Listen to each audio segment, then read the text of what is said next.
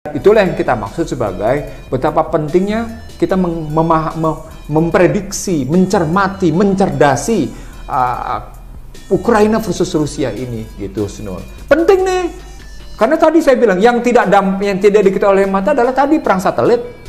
Bertarungnya luar biasa gitu, yang memberikan dampak. Dan pada saat yang sama dengan soal bagaimana 11 laboratorium itu gitu, karena perangnya perang neokortex dan perang proxy war gitu.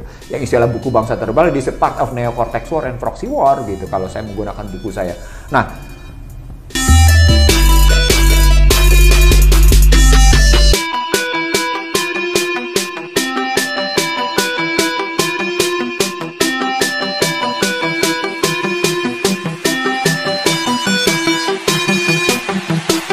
Bismillahirrahmanirrahim. Assalamualaikum warahmatullahi wabarakatuh. Waalaikumsalam warahmatullahi wabarakatuh.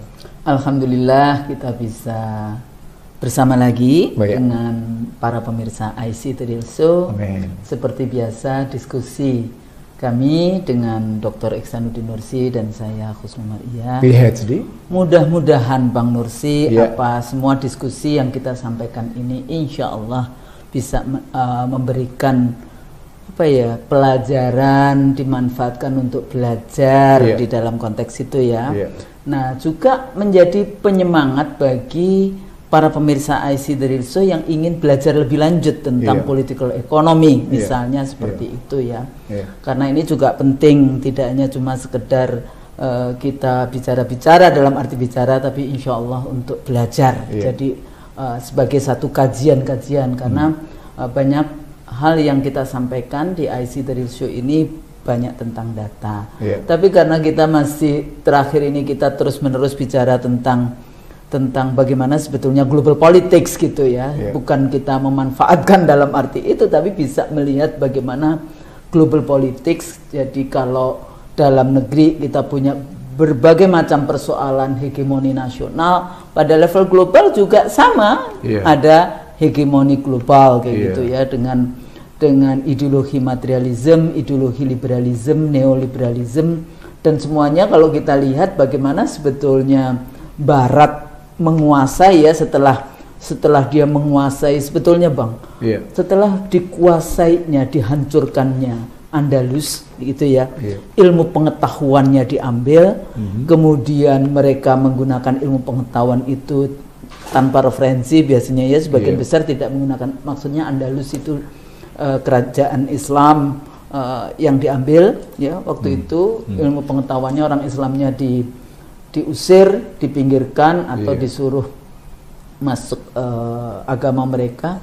Tapi pada saat yang sama karena mereka memiliki ideologi materialisme di dalam konteks itu, kapitalisme waktu itu ya, bagaimana kemudian dianggapnya dulu kalau Marx mengatakan bahwa kapitalisme akan hancur kemudian diganti dengan sosialisme dan komunisme ya, dalam konteks ini. Tapi kapitalisme masih berjalan terus karena dia memperpanjang hidupnya dengan kolonialisme, imperialisme. Kolonialisme dianggap sudah selesai di era Perang Dunia Kedua, pasca Perang Dunia Kedua, makanya banyak sekali negara-negara yang merdeka setelah Perang Dunia Kedua. Tapi habis itu tetap ada yang namanya imperialisme dan neo-imperialisme. Mereka tidak butuh yang namanya wilayah jajahan gitu ya, tanahnya, tapi bisnisnya, ekonominya, budayanya, politiknya masih dikuasai oleh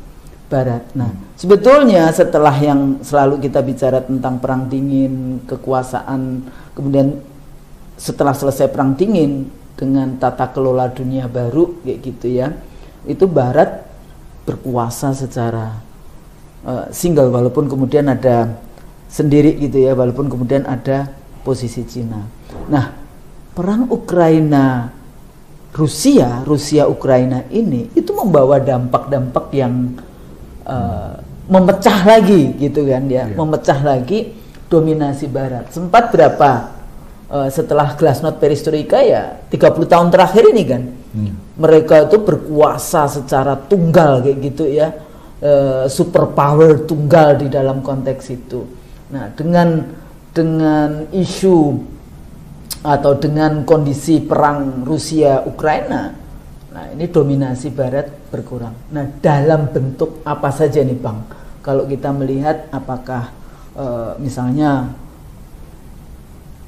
finance gitu ya, jadi bagaimana dominasi kapital, dominasi penggunaan dolar di dalam perdagangan global, dominasi teknologi, dominasi persenjataan, kan yang selalu saya katakan sebagai military industrial complex ya.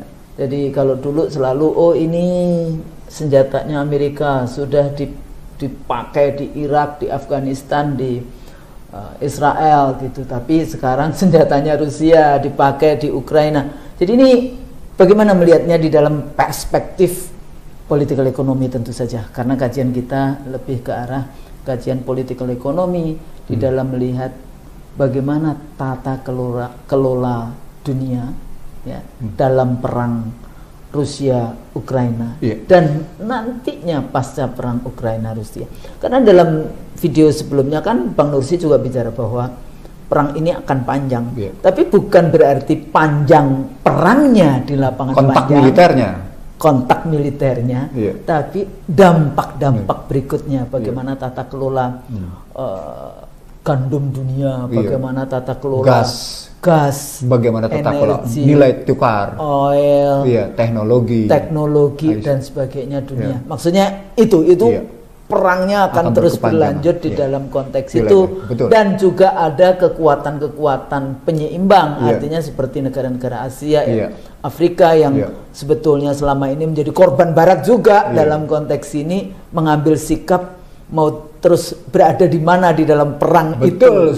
Dia bisa tetap berada di bawah kekuatan Barat, tapi juga ada yang kemudian on the certain issue kita ikut Barat, tapi yang ini nggak mau Barat, kita juga pindah, kan bisa saja seperti itu. Nah, jadi mengurainya Bang, kita mau lihat dari mana dulu gitu.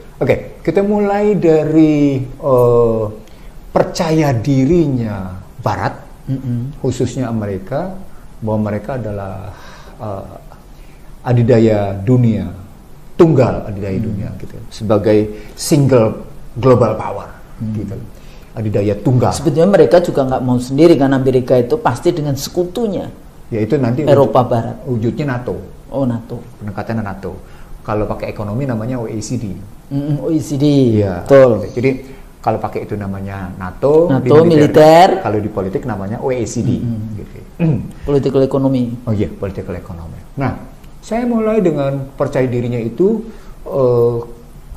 ketika Amerika merasa bisa mendikte dunia melalui National Security Strategy of US 17 September 2002 gitu. Tetapi begitu itu tentu saja setelah kejadian WTC pada peristiwa 11 September. Keluarlah kebijakan National Security Strategy dengan menyebut kami akan memperluas prinsip-prinsip demokrasi, perdagangan bebas, free market, pasar bebas, keuangan bebas, segala macam. Dan akan menyebarluaskan prinsip-prinsip pembangunan dengan model mereka. Itu yang kemudian kita simpulkan sebagai doktrin politik menjadi dogma akademik. Padahal itu doktrin politik liberalisme. Ya kalau dulu kita ngikutin Repelita dengan Rustonya itu. The stage of economic growth namanya. Economic growth. Itu gitu. Jadi itulah yang membuat IC Dorisio berkesimpulan, ini doktrin politik menjadi dogma akademik gitu. Di awal abad 21 dengan modal seperti itu, orang melihat sesungguhnya apa yang terjadi dengan jet of Caboose misalnya. Nah, ternyata salah satu kajian dari peranan jet of Caboose itu bertema tentang the end of honeymoon among US and PRC, berakhirnya bulan madu antara Amerika dengan China, karena berkaitan dengan konflik perdagangan yang sudah mulai muncul ke permukaan. Neraca perdagangan Amerika terus membesar dan orang-orang Amerika bilang ini bahaya nih, tapi masyarakat yang bilang no, barang ini kita benci tapi kita rindukan gitu. Sampai kayak gitu di 2005. Nah, dari sana di 2007 muncul kajian, salah satu bentuk kajiannya, ini sejaknya namanya Rusia menempatkan rudal di Polandia dan terjadi pertemuan di kawasan Kaspia, maka format unipolar itu bahasa lain dari single global power. Jadi bahasa kerennya unipolar dalam konteks hubungan internasional. Tapi dalam bahasa ekonomi politiknya tadi single power. Global power, global economic power gitu. Itu dibilang, no, ini udah bergeser nih kalau Rusia kayak gini katanya. Rusia sudah main menempatkan rudalnya di Polandia.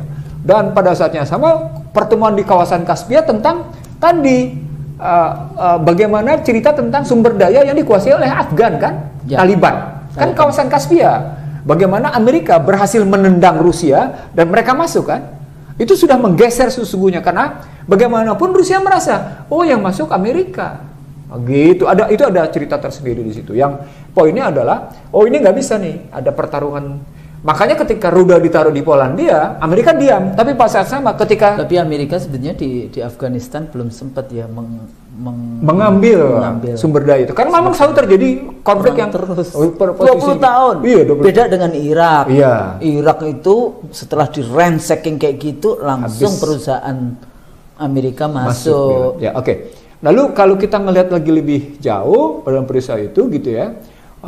Muncul kajian dari pihak kalangan tertentu bahwa sejak jatuh ke Bush berkuasa, maka yang terjadi adalah jatuh ke Bush itu hanya memberi keuntungan kepada Uni Eropa, Jepang, China, dan di sini kalimat pentingnya, bangkitnya perlawanan dari musuh-musuh potensial Amerika. Siapa itu? Venezuela, Brazil, Bolivia, Argentina, Rusia, dan Iran. Yang kalimat ini sesungguhnya akhirnya nanti dalam konstruksi tertentu digunakan oleh seorang konsultan, saya lupa namanya, munculnya BRIC. Brazil, Rusia, India, dan China. Padahal konstruksi latar belakangnya adalah kebijakan jatuh ke Bush yang memunculkan kebangkitan perlawanan dari musuh-musuh potensial Amerika. Itu kata Newsweek Desember 2007.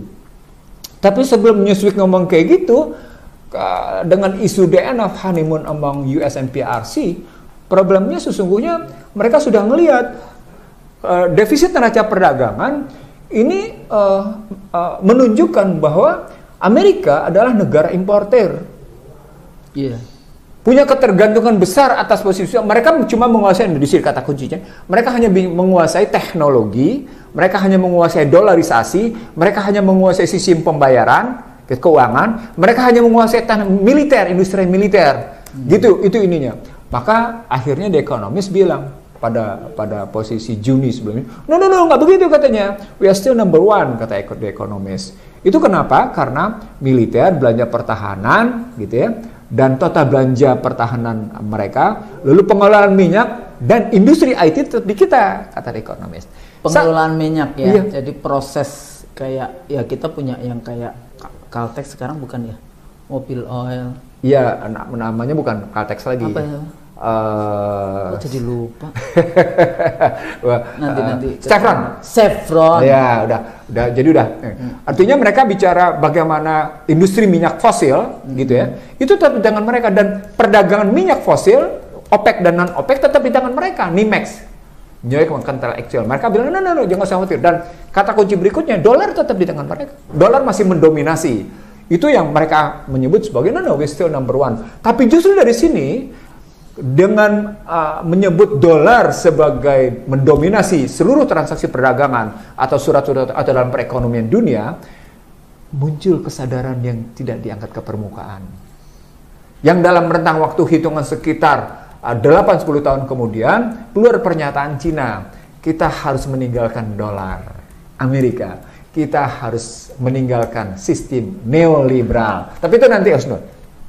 Itu nanti. Saya ingin bercerita lagi di sini satu kondisi yang seperti tadi itu, kerisauan Amerika dalam menghadapi musuh-musuh potensial dan musuh-musuh perekonomian.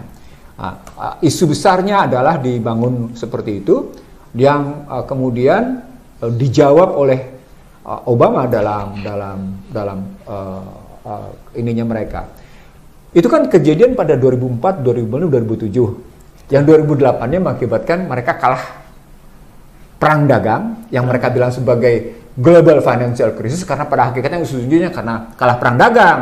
Dampaknya, jadi kalau ekonomi Indonesia langsung bicara global financial crisis, saya bilang selalu pada kuliah ekonomi politik di tempat Husnul, no, kita harus lihat dulu perdagangan, karena memang sumbernya perdagangan, baru berdampak ke krisis gitu, krisis keuangan. Jadi fair kita ngelihatnya, jalur perdagangan dan jalur keuangan gitu loh. Penyebab krisis dunia itu pasti dua, jalur perdagangan dan jalur keuangan. Nah, saya selalu bilang, nggak bisa kita ngeliat kayak gitu, beriringan, karena memang kasusnya akan bergantian, apakah keuangan dulu atau perdagangan dulu. Pada kasus 2008, kekalahan Amerika dimulai dengan kekalahan perdagangan, dengan defisit neraca perdagangan mencapai 323 miliar US dollar, berdampak pada keuangan, gitu melihatnya. Apa indikatornya? Karena yang namanya Fannie Mae, Freddie Mac, dan itu nggak bisa bayar utang, nggak terkena semuanya keuangan. Nah, krisis perdagangan dan krisis keuangan yang dialami oleh Amerika itu mengakibatkan perangnya melibatkan 4 hal sejak awal saya bilang. Apa yang disebut dengan perang dagang atau trade war, atau dalam bahasa akademiknya industrial manufacture war. Yang kemudian kedua melibatkan currency war, yang dalam bahasa akademiknya competitive devaluation. Yang ketiga di sini cyber war, yang orang kenal sebagai ICT, atau orang mengenalnya dengan persaingan AI, persaingan artificial intelligence antara negara-negara maju. Yang orang lupa yang keempat, bahwa ini sesungguhnya pertarungan sistem ekonomi yang saya sebut sebagai economic war. Nah, ujungnya nanti akan bisa kita lihat sampai seberapa jauh Cina dengan Belt and Road inisiatifnya melawan, ini di sini menarik Ustaz, melawan yang namanya New World Order.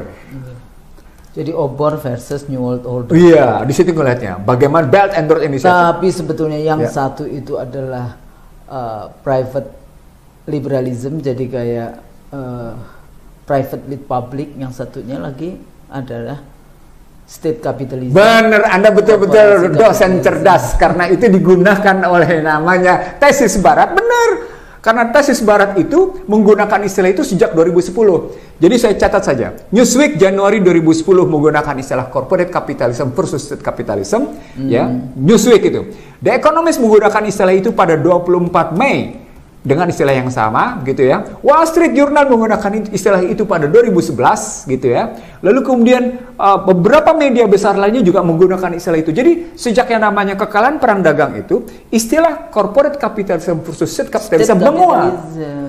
Tapi orang lupa Usnul, nanti ketika ketemu vaksin mereka punya sama-sama kepentingan. Nah, the big pharma is fascism. Yang pernah kita munculin juga di IC The Real Show. Karena dia sebetulnya corporate, tapi negara sangat berkepentingan. Iya betul sekali. Oke. Kolusi. Tapi orang lupa Husna, bahwa di balik yang namanya pertarungan New World Order melawan Belt and Road Initiative, itu ada kata kuncinya. Kata kuncinya adalah meninggalkan sistem neoliberal, meminimalkan penggunaan greenback, meminimalkan penggunaan dolar Amerika. Maka di situ Obama menjawab, Husnul. Husnul tahu Obama menjawabnya apa? Di sini nih menarik, Husnul. Di sini kalau kita lihat, Obama bilang begini, "We will lead with all the instrument of US power. We will lead with a long-term perspective." Gitu ya. The American economic is engine to the global economic growth, gitu, and a source of stability for the international system. Wah, yakin betul dia khusus menggunakan itu. Jadi ada keinginan bagi Amerika di dalam national security strategiknya pada Februari 2015 bahwa dia tetap mempertahankan single global power. Jadi Amerika pada national security strategic di 2015 itu bermaksud betul-betul mempertahankan single global power. So, kalau melihat Ukraina versus Rusia, mestinya kemudian kita melihat komparasi antara apa yang dinyatakan oleh Amerika dengan pernyataan Putin, gitu kan? Yang Husnul kemarin kutip itu dikutip sebelumnya. Bagaimana Putin merasa dilecehkan oleh NATO, merasa dilecehkan oleh Barat, merasa dilecehkan, tidak dihargai, merasa dilecehkan oleh kesewenang-wenangan Barat gitu ya. Lalu kemudian muncul sikapnya bagaimana dia mengambil Crimea dan sekarang menginvasi Ukraina. Beyond that kan sesungguhnya adalah persoalan dengan kalimat Putin sederhana. Cukup kita mengalami kesalahan sekali dan selebihnya kita akan tegak sebagai sebuah bangsa yang merdeka. Yang Husnul bilang sebagai he's the dignity of leaders gitu loh. Jadi satu kemartabatan kepemimpinan gitu yang Husnul bilang. Tapi sesungguhnya mereka merespon itu. Kalau kita lihat dari statement-statement itu gitu loh. Jadi saya nggak pengen banget. Jangan sampai salah, di luar saya perang itu sangat maskulin ideologi. Iya betul. Tidak perempuan sekali kayak gitu ya. Tapi ini kita bicara bagaimana mereka menggunakan diksi-diksi di dalam merebut dignity dan kedaulatan negerinya kayak gitu. Yeah. Patriotisme yang ditunjukkan kayak gitu. Dan jangan salah, kita pakai dokumen-dokumen konkret di sini. Jadi kita ngeliat betul sebagaimana juga di YouTube kita sebelumnya, kita menyampaikan gambar tentang data NATO, bagaimana produksi senjata kita sudah sampaikan sebelumnya. Dan tadi yang termasuk dengan militer itu Amerika merasa masih kuat karena dia memaksa negara-negara sekutunya untuk belanja pertahanan 3% terhadap PDB. Jadi dia udah hitung semua itu seluruh dunia. Iya.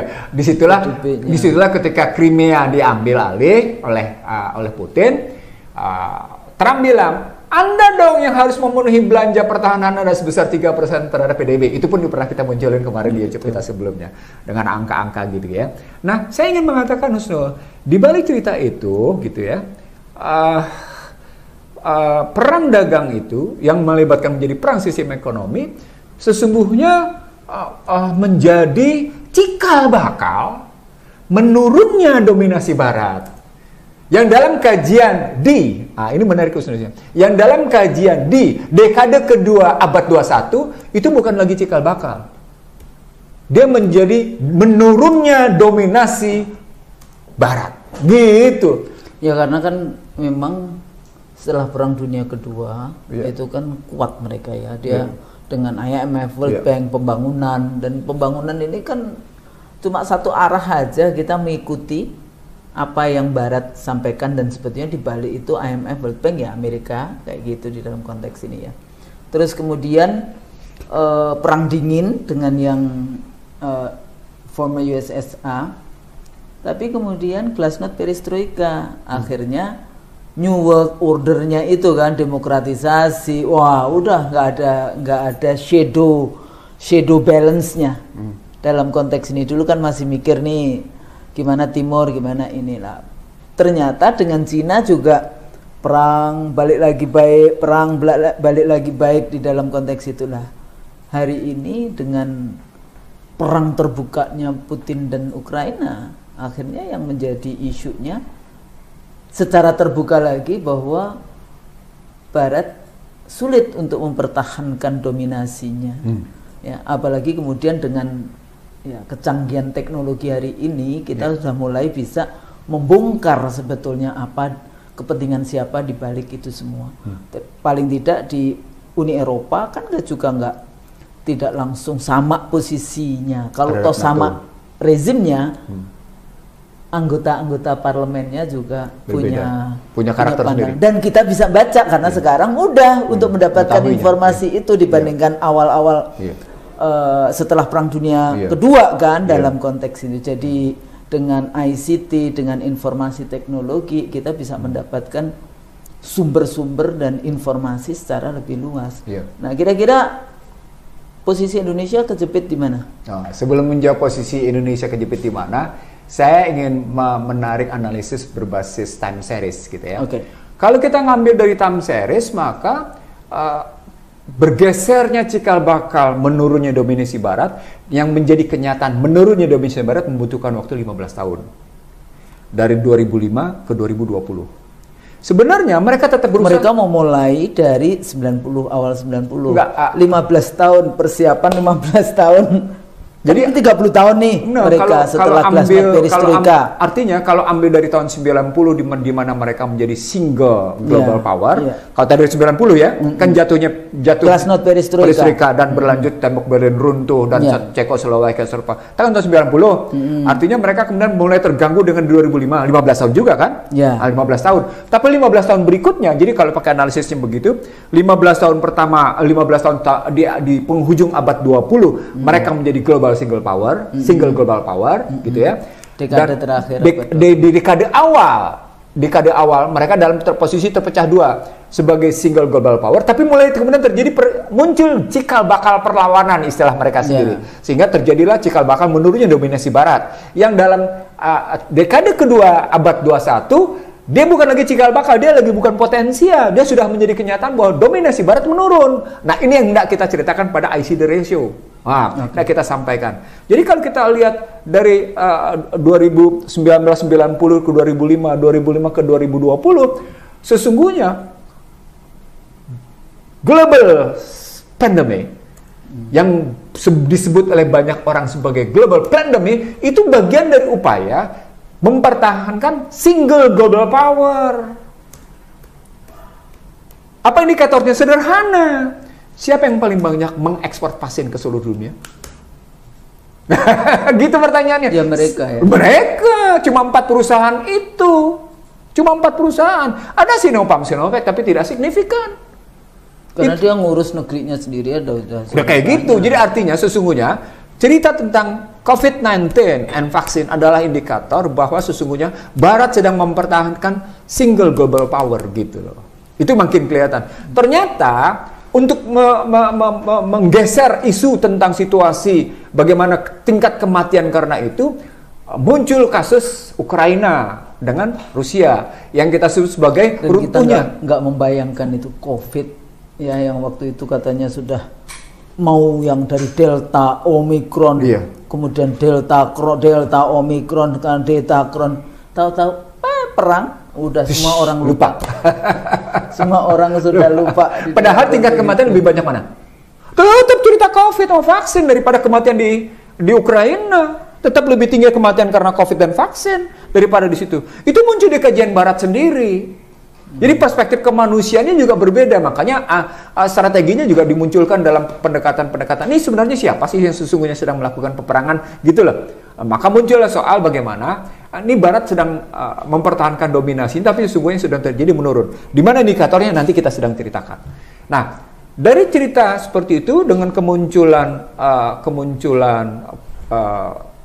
Ukraina, Rusia, kita sudah bilang sebelumnya, ini tidak melulu pada perang alutsista. Udah kita bilang, kita banding-bandingin jumlah senjata yang dimiliki gitu ya. Ini tidak melulu perang soal yang namanya ekonomi. Gitu, karena persoalan supply chains, gas and oil supply chains ke Uni Eropa, sehingga mereka bilang enak aja Amerika menyatakan jaminan. Memang mereka bisa menjamin selamanya dengan harga tinggi sampai kayak gitu Husnul. Jadi muncul di kawasan Uni Eropa enak aja Amerika. Memang mereka tetap bisa menjamin bahwa pasokan harga itu kayak gitu tetap akan memberikan jaminan ketahanan ekonomi bagi kami gitu. Misalnya munculnya kayak gitu. Sementara dari Rusia pasokan gas itu tetap dengan harga yang wajar mereka anggap.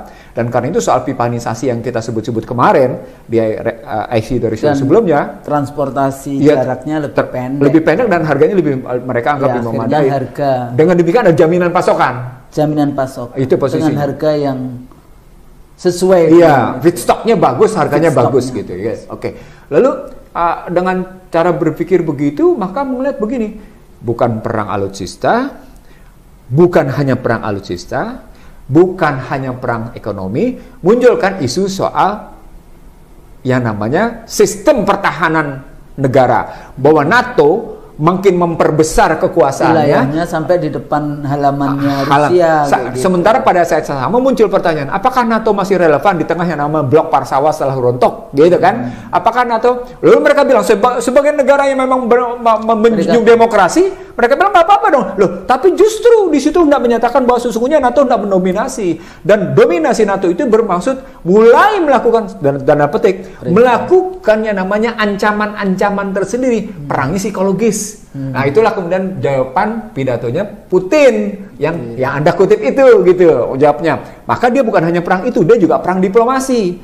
Tidak cukup sampai di situ, terbukti lagi ada 11 laboratorium yang juga muncul kemarin di IC the ratio. Itu banyak ya, bahkan puluhan atau ratusan. Apanya tuh? Bio lab yang isinya sebetulnya. Kalau Iksanuddin Nursi punya cuma 11. Datanya cuma 11. Saya nggak berani nyebut segitu. Jadi berdasarkan data itu kelihatan 11. Saya baca di mana ya? Ada yang nyebut sampai 30. Iya, betul. Nyebut sampai 30, tapi saya nggak berani karena data saya cuma bicara 11, data yang saya dapat dari luar ya. 11 dengan menyebut kota-kotanya detail.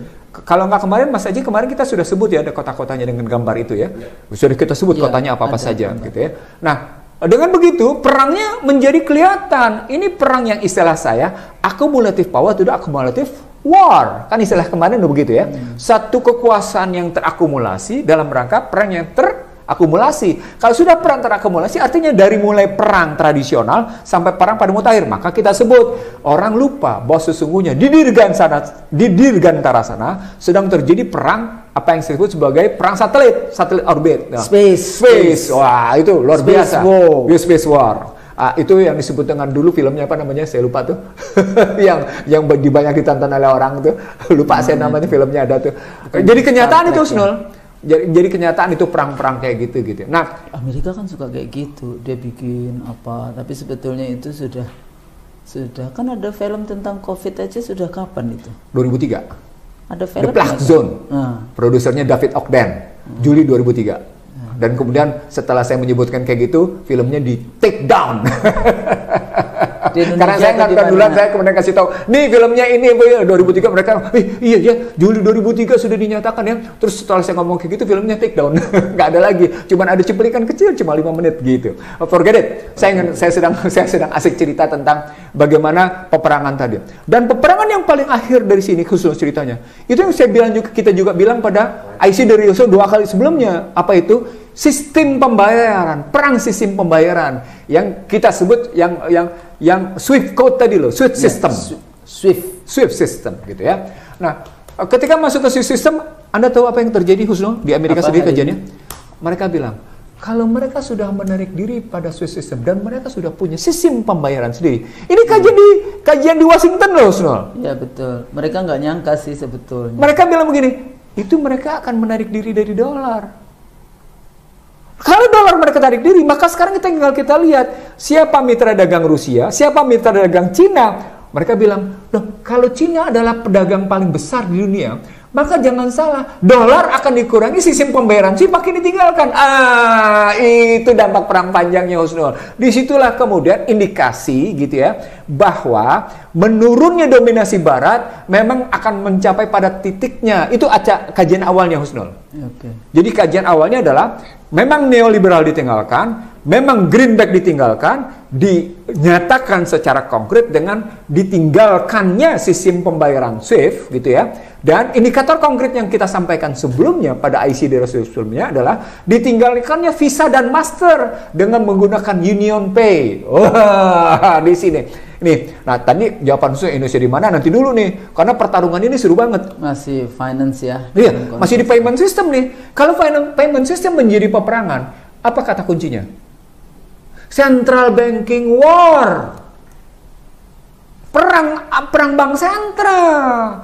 Itu karenanya saya bilang, Putin ternyata bukan hanya menghadapi dunia internasional. Putin juga menghadapi situasi nasional. Kenapa? Karena suku bunga acuannya dinaikkan. Padahal sebetulnya mestinya dia bisa